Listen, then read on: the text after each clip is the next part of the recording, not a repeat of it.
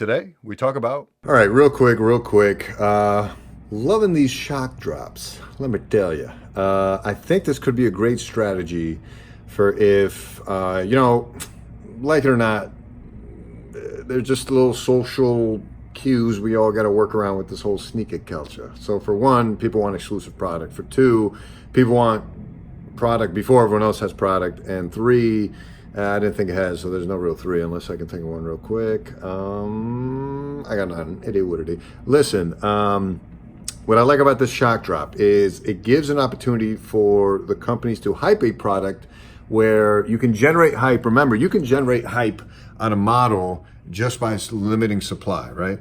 So when these, what I've come to find out is that when these shoe companies, like for example, the Yeezys, right? When they first released Yeezys, like all those 750 models, they released like who knows how many pairs. Definitely not as many as the Butters, the Triple Whites, the Clays, the Dato Days. But if they had done that off the rip, it wouldn't have taken off. At least it wouldn't have taken off the way it has now. It's because everyone was talking about them because they were so limited. So just by the nature of something being limited, that's already going to draw in some interest. It just what it is. Now, when you do a shock drop for a shoe that's kind of going to be a GR, so similar to the Black Cement 3s or the Jordan 66666 infrareds, these are probably going to be around the same supply. So I feel like I'm definitely going to still get a chance to get them, which is the goal, right? So you want to please, quote, everybody, but you also don't want to flood the market, because then if grandma can also get a pair, then it's like, oh, it's not cool anymore. Even though with an OG colorway of a classic 1 through 14 Jordan, it shouldn't matter, right? But I like this because now you're allowing OG collectors, regular collectors, hardcore collectors, casual collectors, all to have a chance at this classic, if not maybe the greatest Jordan model ever. I swear to God. The shot. Come on now.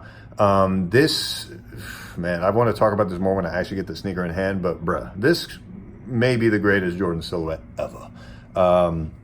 It looks like it could have, I've said this before, I'll say it again, it looks like it could have came out today, you know what I mean? It looks that good and timeless. But again, I digress. What I'm trying to say, I do so declare, Michael Scott triggered, is that, where was I? I feel like Michael Scott. I start a sentence and I hope I catch it along the way. No, do you know what I mean? I'm almost there and the sun is fading. I got to get this in. Oh, so this way with the shock drops, it creates some buzz. It's like, oh, the shock drop, Jordan 4s. It's almost like an instant promotion for the shoe for free, because you're getting everyone talking about it. Everyone's getting riled up. The kinds of people that would spread this news for a limited release that wouldn't reach the general public, but would make everyone in the general public want the shoe. You get those people a buzz on social media for free. Great marketing strategy. And then the rest of us will fall in line. We'll be like, oh shit, that shoe is coming around. Oh shit, that shoe is kind of dope. Oh shit, I still got a shot at it. Nike, take my monies. That's what's going to happen. Congrats to you, Nike. You know what you're doing. You know what you're doing.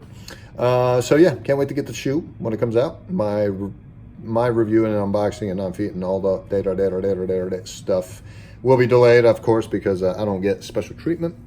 But it is what it is. And with that said, time to hit the stand up. See you around.